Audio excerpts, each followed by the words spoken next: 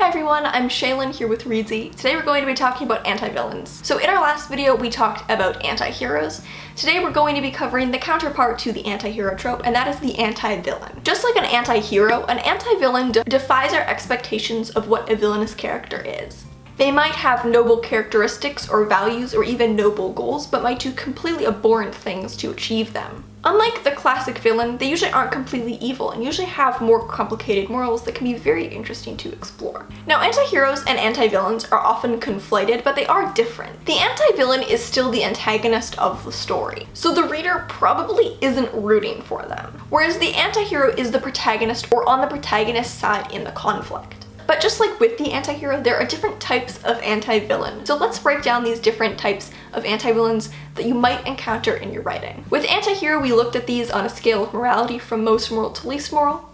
And since these are villains, it just seems appropriate to start with the most villainous. So let's start with the most villainous of the anti-villains, the well-intentioned extremist. This character's goal is noble, maybe in principle only, but the way they try to achieve it isn't noble in the slightest. This character usually believes that to achieve a greater good, extremely drastic measures need to be taken. They have a for the greater good mentality and convince themselves that through harm, they can make the world better in the end. This type of anti-villain is actually quite popular these days. One of the most popular examples would probably be Thanos from the Marvel Cinematic Universe, who wants to eliminate half the Earth's population. But he believes that this genocide will bring stability to the universe. Taking a step back towards morality, we have the noble anti-villain. This character is still a villain, but they have a code that they aren't willing to break. They're often also more talk than actual action, so when push comes to shove, they might actually struggle to follow through with any kind of evil plan. A great example would be Draco Malfoy from Harry Potter. He has a pretty nasty exterior, but it becomes clear that when he's given the task to kill Dumbledore,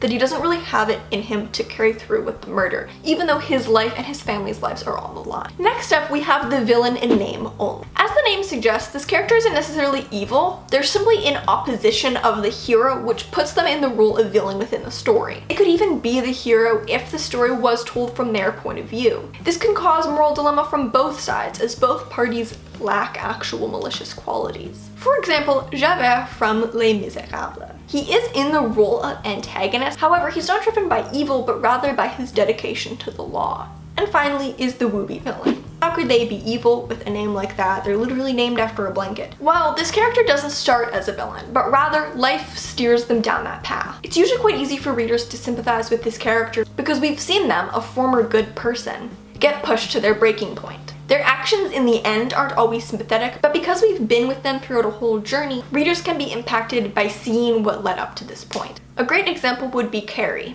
She was abused and shunned throughout her whole life, and although in the end she does use her telekinetic powers to kill everyone in her school and town, which is not great, before she does this, we see her as just a teenager in increasingly desperate circumstances. She has a fanatically religious mother who makes her believe everything she does is a sin, and she's bullied by all of her peers. We see her final breaking point and understand what led her to these actions. In summary, just like the anti-hero, the anti-villain is a subversion of our classic understanding of what a villain is, whether by giving them more noble motives to their less noble actions, or removing some of the regular traits that make a villain a villain. In my opinion, giving more complex morality to a villain is almost always going to make them more interesting. So I think any of these types of anti-villain are usually going to be more interesting to read about than just a regular villain who's evil just to be evil and twirl their evil mustache. Do you have a favorite anti-villain, and have you ever written an anti-villain before?